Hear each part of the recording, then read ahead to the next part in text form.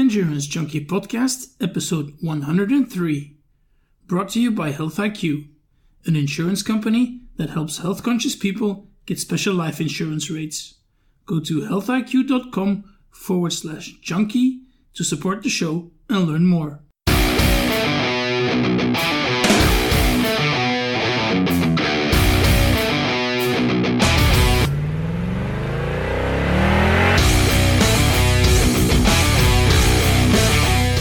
Hey junkies, what's up? How you doing?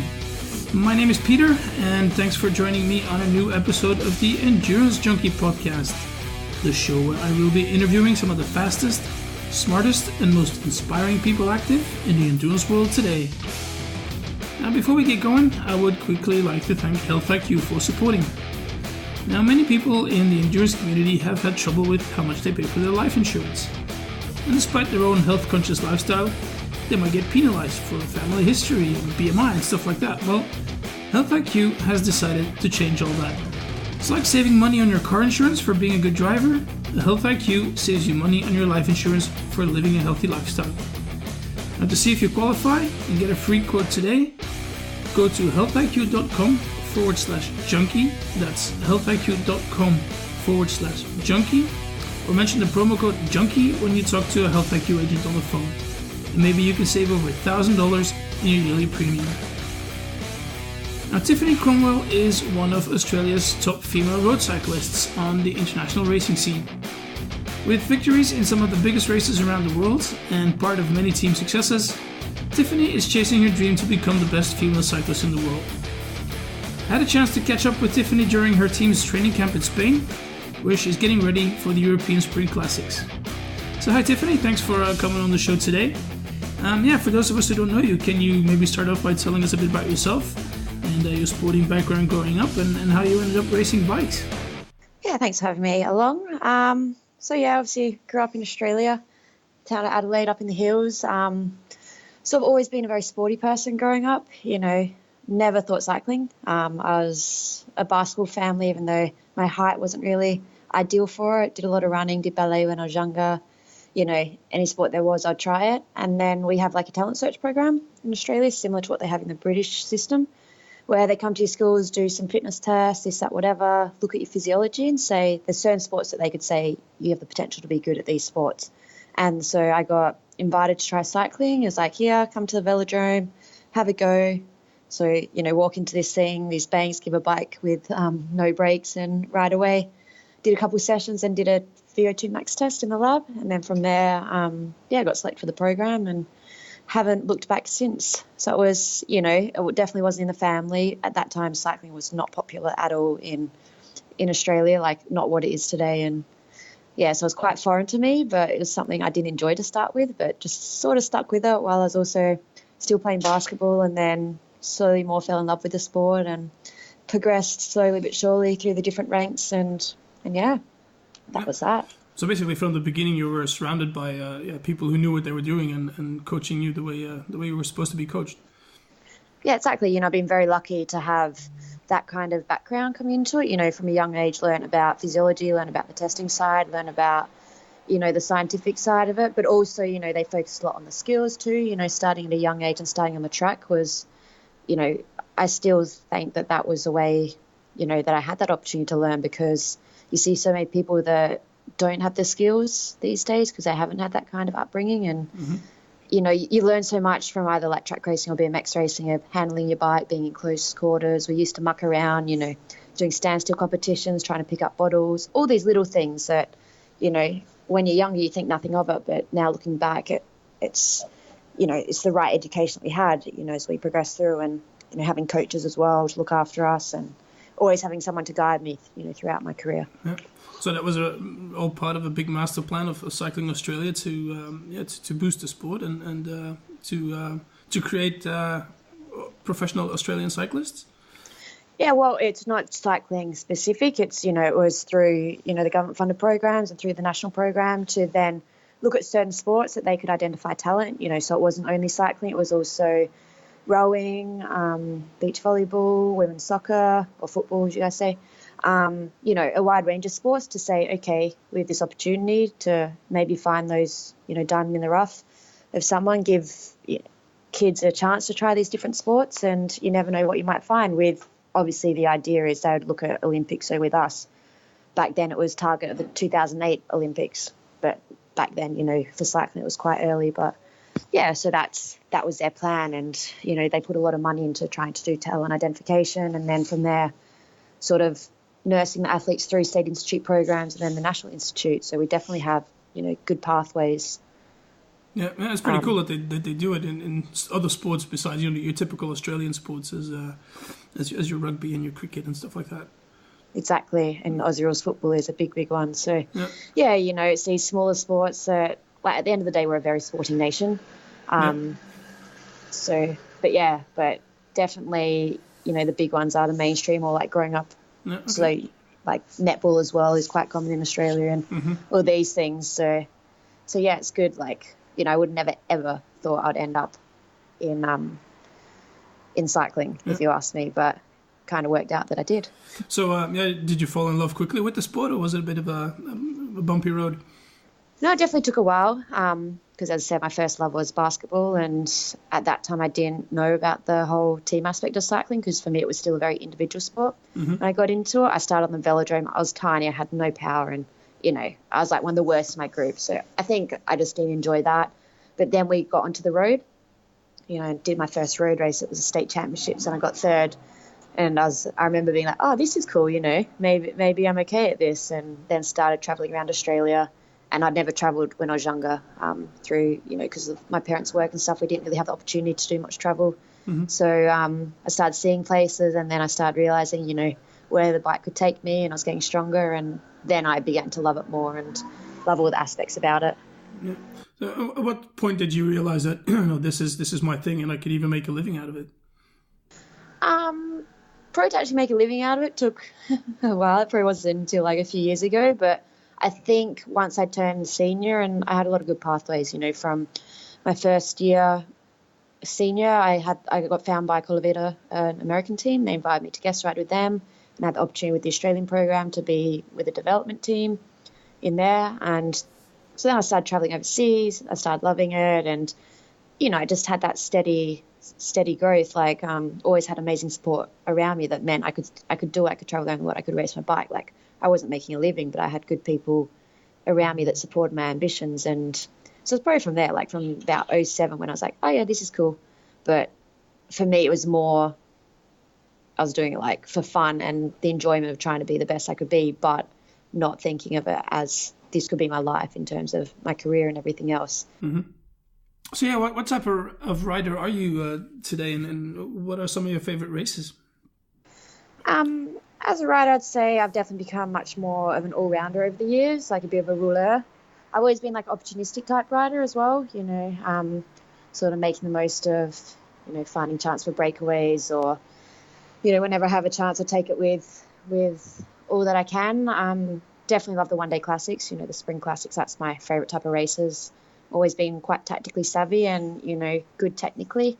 I've also sort of developing into a bit of like the team captain role as well, making the calls on the roads and being able to read the races and those sorts of things. So, yeah, I've changed a lot as a rider from when I was younger, where all I could do was climb and I couldn't sprint to save my life. Whereas, yeah, now I'd say I'd be a lot more complete rider. But for me, it's the one-day races are the ones that I love the most. Is it like a natural progression for most of the riders? Yes and no. I'd say, it's about finding your niche, and some people like a particular way that they do it all the time. Others, try to develop their weaknesses, which is what you should do. But I think in women's cycling now it's important to be more of an all-round rider, because, we can't be so specific like the men's racing, where you have climbers and classics riders and domestics, because they have different programs to fit those type of riders. Whereas women's cycling, it's kind of, you race everything, and a lot of the races are made for that kind of like powerful, crafty type rider. Yeah, okay. You're part of the Kenyan SRAM team. How does a team like that work? I mean, do you share a team coach that sets up your training programs, or do you work with individual coaches? How does that work? So yeah, with the Ken Shram team, there we all get to have our own coaches. Like they oversee everything. We have like a performance person that kind of keeps tabs on things. They're connected to our training peaks, so they can see what we're doing and step in if they see that things aren't really coming together. But we're all free to have our individual coaches because at the end of the day, I'm a big believer in it's like one thing doesn't work for everyone, and one coach doesn't necessarily work with everyone because it's one of those things. If teams try to say no, you have to use our coaches, I struggle with that because it's such a personal relationship, and with different nationalities as well, everyone has a different way. Some people like really intense, always on top of them. Others like a bit more flexibility. Others like to be able to develop their programs together with their coach. So we're very lucky that we have that freedom to be able to have our own coaches and work out what's best for us, but know that the team's there if we need as well, like if there's any support, because at the end of the day they see us all the time. They're on the road with us. They can highlight things that maybe we can't see or our coaches can't see just from data. So yeah. Okay. And then when it comes down to race strategies and stuff like that, that's the day before the race that gets spoken about, or Yeah, definitely. That's part of racing. You sit down, you have your team plan, you look at what the course is, what are the key points, what kind of race we're going to do with the type of riders that we have. You identify the riders that are, more suited to the course or have proven form that they can deliver on the day and have to take the responsibility to deliver on the day, and then have the riders who are going to support that, but still have your plan B and C, because more often than not, plan A doesn't work out. And, sometimes you might be going in as a worker and find yourself in the position to have to go and win the race for the team. So it's about being very adaptable very quickly and thinking on the spot, but also knowing your role within the team, because if you don't have a strong team or a team that believes in the riders that you're riding for, you won't see the results. Okay. Do you have mental coaches as well? That side we don't really work with so much. That's more personal. I still think it's a super important aspect to the sport, because the mental side is so important. Because so much racing is mental versus physical. But I'm also lucky, like over the years through the national program, I've had access to that if I've needed. If there's things that we identify that we need, the team is willing to go out there and help us, or support where they can, and that's what's good to have. But we don't have someone working directly with our team for like the mental coaching. How about nutrition? I think you guys spend a lot of calories on the bikes. Does that sort of give you the freedom to eat whatever you want, or is that pretty strict? It's funny, as everybody thinks that when you race so much, burn so many calories, you can just eat what you want. But well, you guys, you go from cafe to cafe and eating muffins all the time. Yeah, exactly. But no, not right. Because at the end of the day, it's like, yeah, you can eat everything, but if you want to be performing at your absolute best, it has to be high quality. It has to be the right balance of proteins and carbs and fibers and vitamins and minerals, because you can be eating 2,000 calories of rubbish food and you're not going to perform, versus your 2,000 calories of high quality, wholesome, nutritious food, and you're going to function a lot better. Like, I love doing the expression, you wouldn't put a supercar, fill that with regular unleaded petrol, you're going to put in premium unleaded or whatever. It's the same as your body, because at the end of the day, we are our motor. It has to be functioning properly. So nutrition is a big aspect, and it's always improving. Like, again, when I started with this team, they weren't so focused on it, because I think depending where you grew up as well, nutrition outlook is different depending what education you've had. Like, coming through the Australian system, we've always had access to nutritionists. Like, we've worked with them when I was with the national program, like ones who are at the top of their field, whereas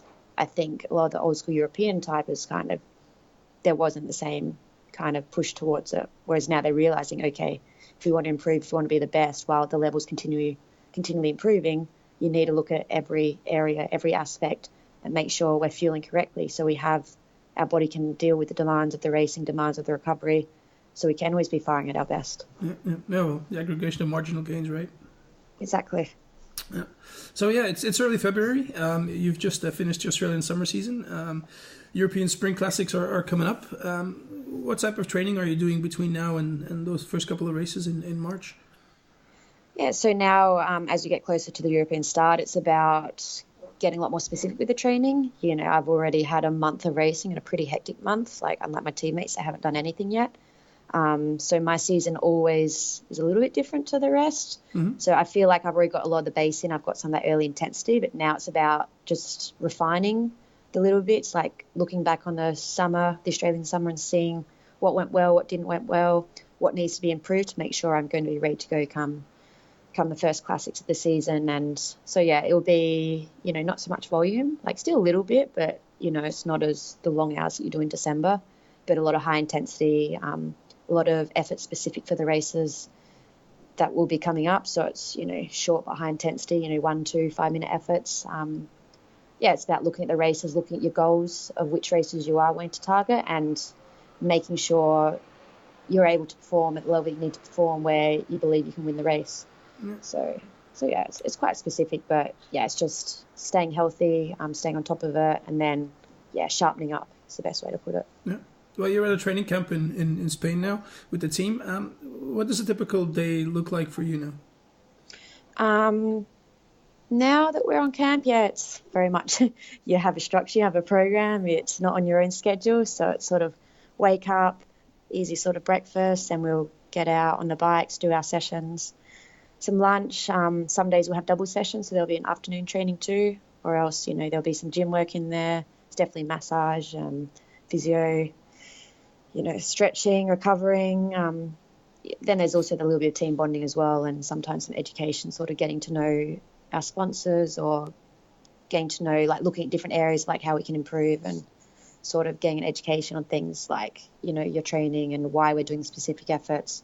Because here we're on more similar program, like that the team set. We're not on our own program. So, it's sort of like, okay, you're getting sent this program, and then they need to have reasons why we're doing various things. And so, it's a lot of that. It's not too bad, but it just means you're in the bubble. It's a good way to say there aren't distractions. There aren't, once you finish training, you don't have to then go to the bank or sort out personal issues at home, or do your shopping, or, all those little things that are all extra energy when you're at home that you have to deal with along with training.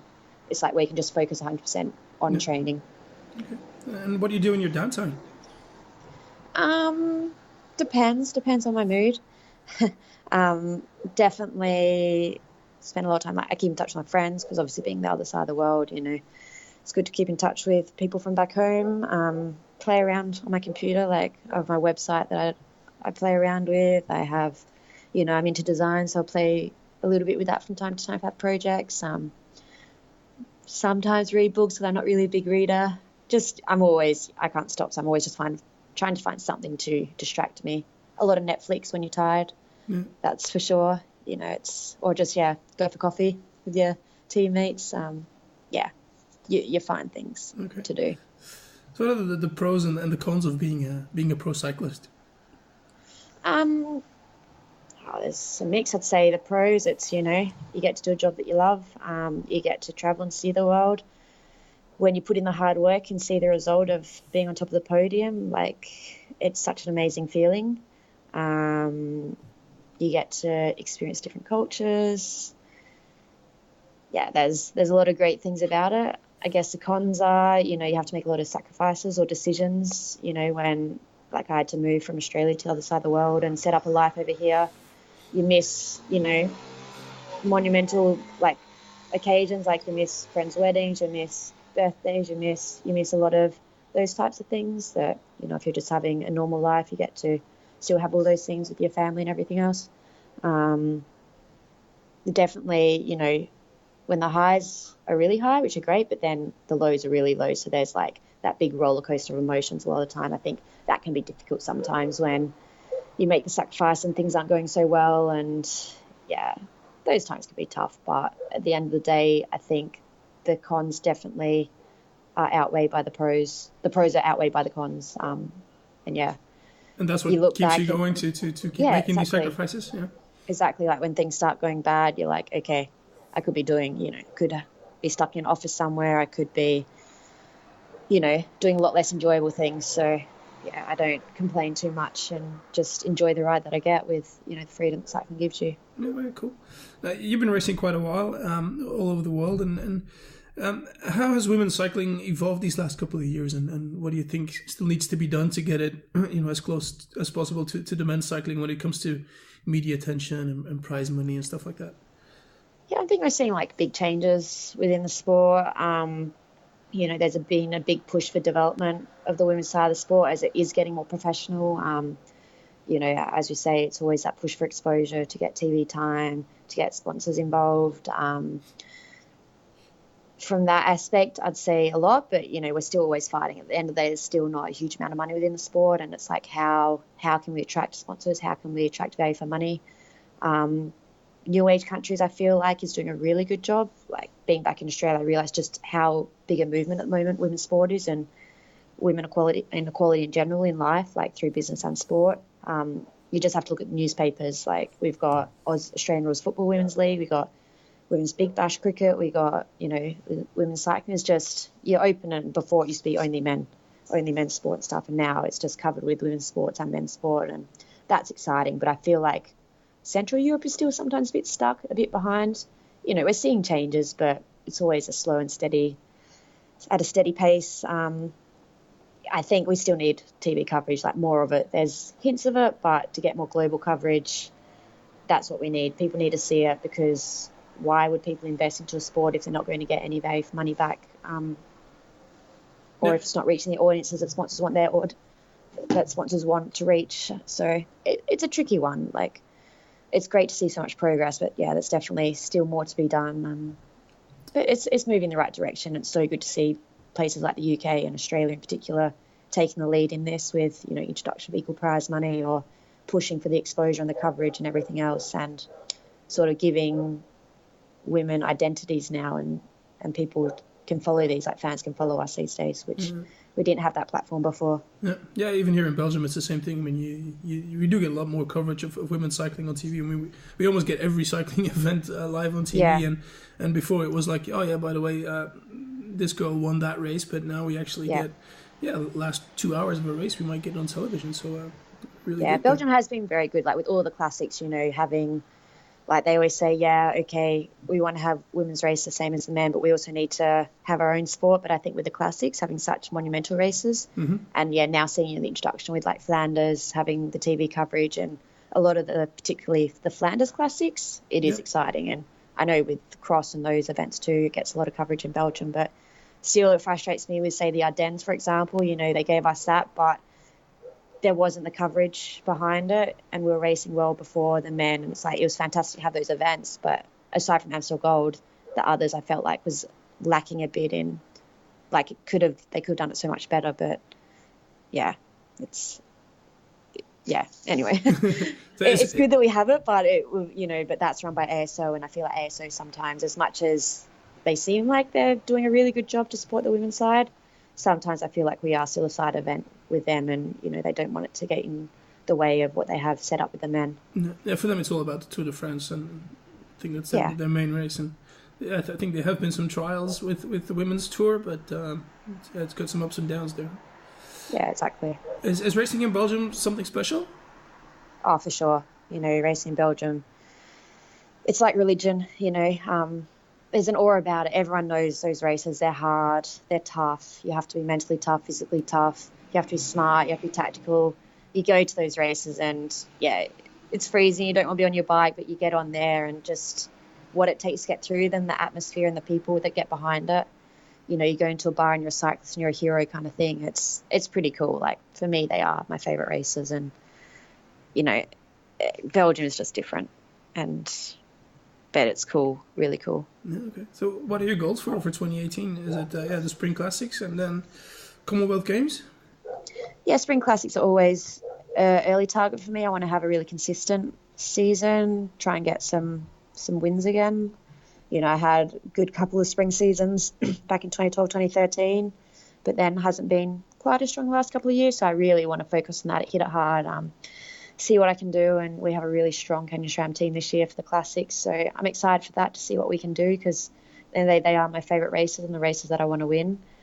After that, then Commonwealth Games is a goal, but I still need to get selected. I think selection's going to be quite tough because we have so much depth in Australia at the moment. And, even for them, like, the selection's hard because they have to make decisions now, basically, for form in 3 months' time.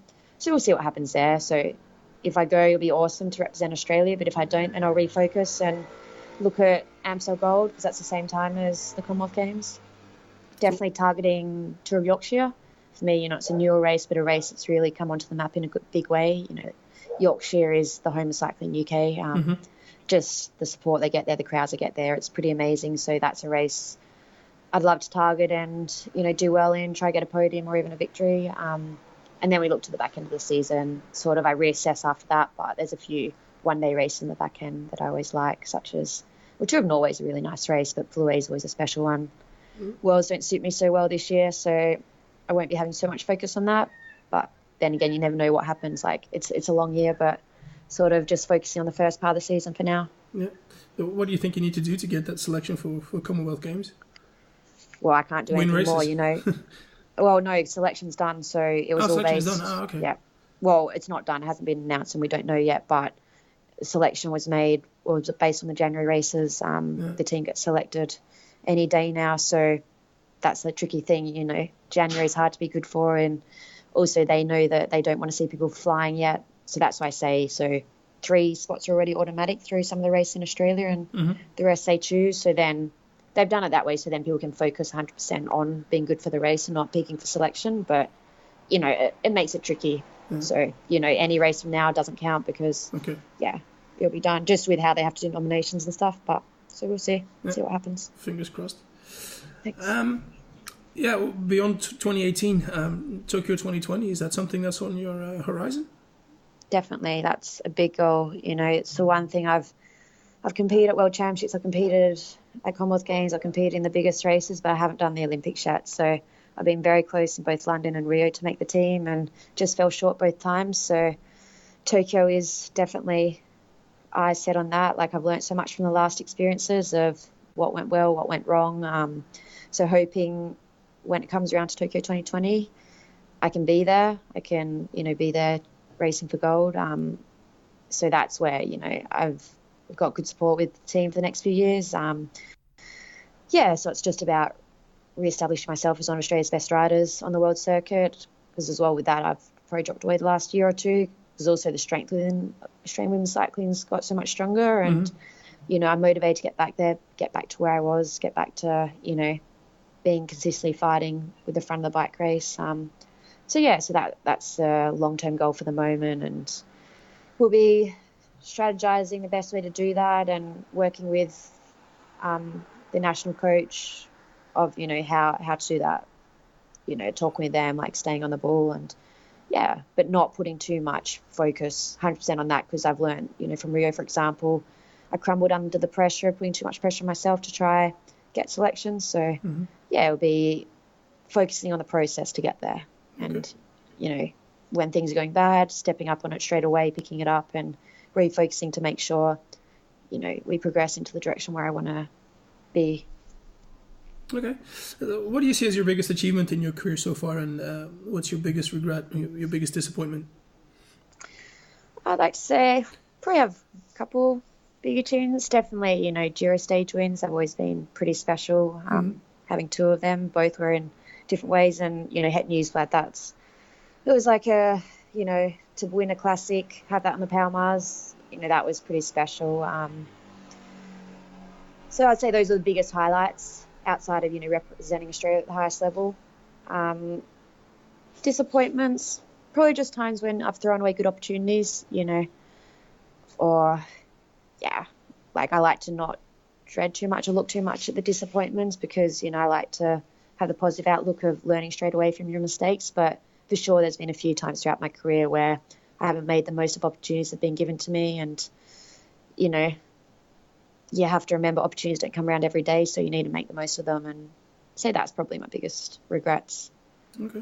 And what's the best piece of advice you've ever received in cycling?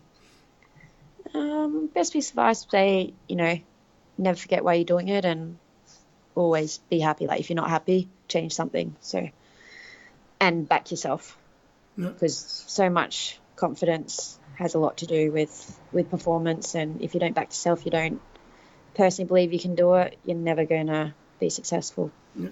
So how do you define success, and how do you measure up to your own definition?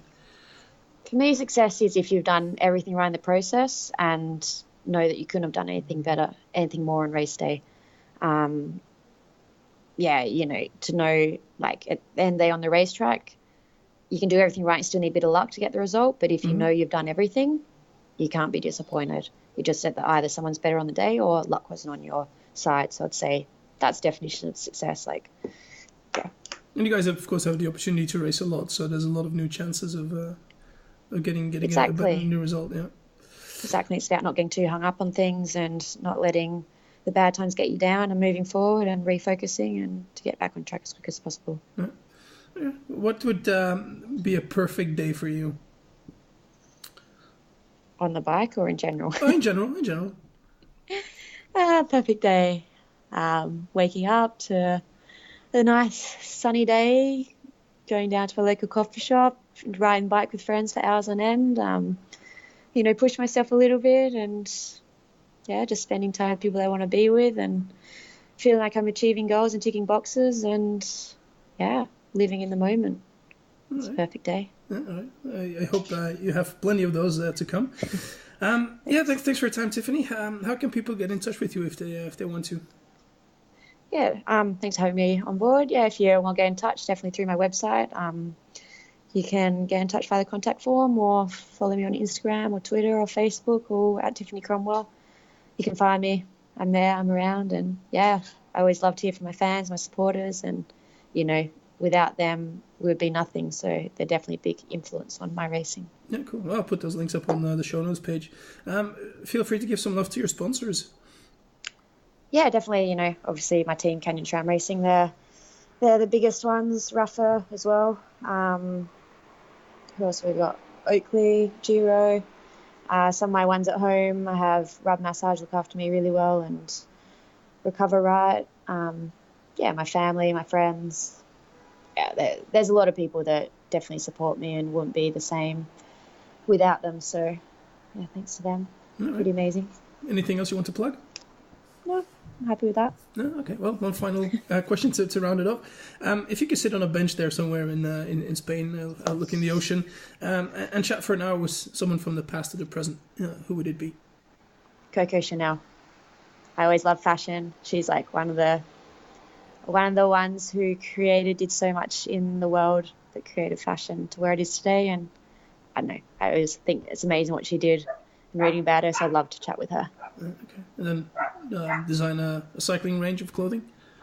Yes, that's always, obviously I just did something recently with Rafa, a collaboration, but it's always been a passion of mine. Yeah. So fashion is my other interest that I like a lot. So one day maybe, we'll see. Okay. Do you think you can collaborate with Rafa about a Tiffany Cromwell line of clothing? Well, we just did a collaboration that we launched just the other week. That was a little capsule collection. But hopefully do more in the future. It'll be exciting. We'll see. All right, well, we'll look out for that. Well, thanks for your time, Tiffany. Enjoy the rest of your training camp, and we'll keep an eye out at the classics. And it's not too far away from here, so maybe we can even meet up in person. Awesome, sounds good. Thanks very much. All right, Junkies, thanks for listening to this episode with Tiffany Cromwell. Now, if you like these little interviews and don't want to miss any future episodes, just head over to iTunes or Stitcher and subscribe to the show. I would also like to thank each and everyone who has left a rating and a review there. It's much appreciated. And if you haven't done so yet, please consider leaving me one and help grow the show. Now, we're also available on Spotify, so if that's your preferred medium, just search for Endurance Junkie Podcast in the search bar and you will find us no problem. And if you have suggestions for possible future guests, you can always shoot me an email to peter@junkiepodcast.com and I'll try to make it happen. Alright, thanks again for listening, and I hope you'll join me next time. Cheers.